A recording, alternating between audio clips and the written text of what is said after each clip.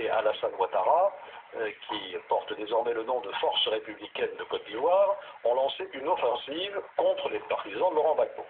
Cette opération, qui a été menée sur plusieurs fronts, n'a pas rencontré de grande résistance, sauf à l'ouest, près des villes de Douékoué et de Guiglo.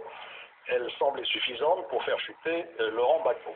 Néanmoins, celui-ci a continué à résister avec quelques centaines de partisans autour de quelques positions bien tenues à Abidjan, le palais présidentiel, la résidence présidentielle, les camps militaires d'Akban et d'Akouéo et le siège de la radiodiffusion télévision ivoirienne.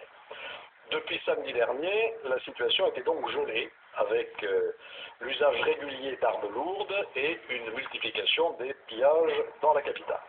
Lundi soir, après s'être regroupées et réorganisées au nord d'Abidjan, les forces républicaines de Côte d'Ivoire, donc les forces d'Alassane Ouattara, ont lancé ce qu'elles ont qualifié d'assaut final. Et c'est à ce moment-là que plusieurs décisions ont été prises.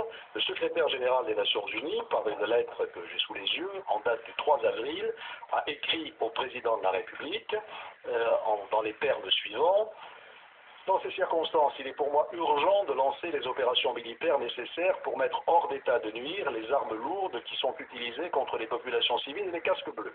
L'ONUCI a identifié de multiples emplacements concernant ces armes.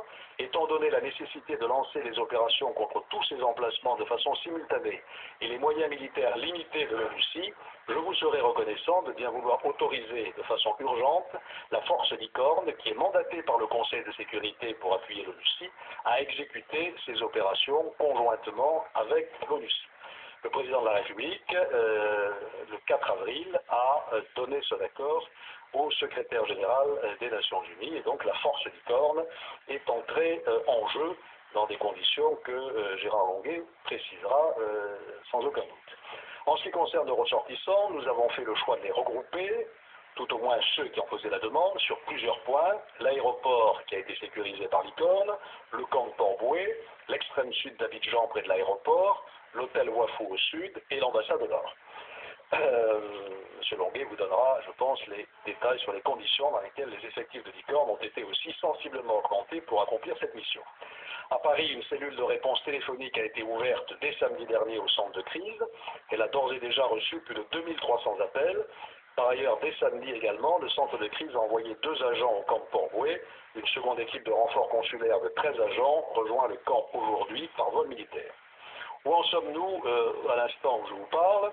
Plusieurs centaines de Français et d'étrangers ont pu rallier Lobé et Dakar.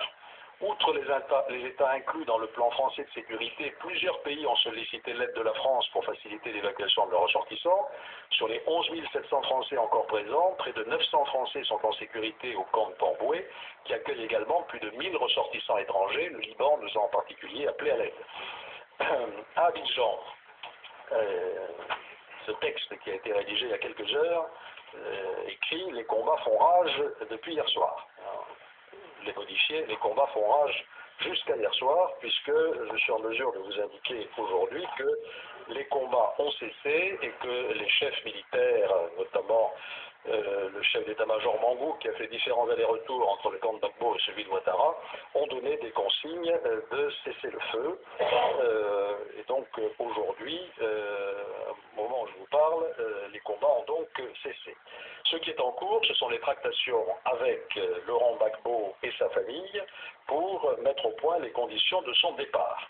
Son conseiller Alcide Gédé, qu'il présentait comme son ministre des Affaires étrangères, a gagné l'ambassade de France et il est en cours de discussion sur les conditions de départ de Gbagbo. Ces conditions aujourd'hui ne sont pas arrêtées. Nous exigeons, et je viens d'avoir une conversation en ce sens avec le secrétaire général des Nations Unies, qui est évidemment exactement sur la même ligne, que le départ de Gbagbo soit précédé par la publication d'un document sous sa signature dans laquelle il renonce au pouvoir ou reconnaît Ouattara comme président.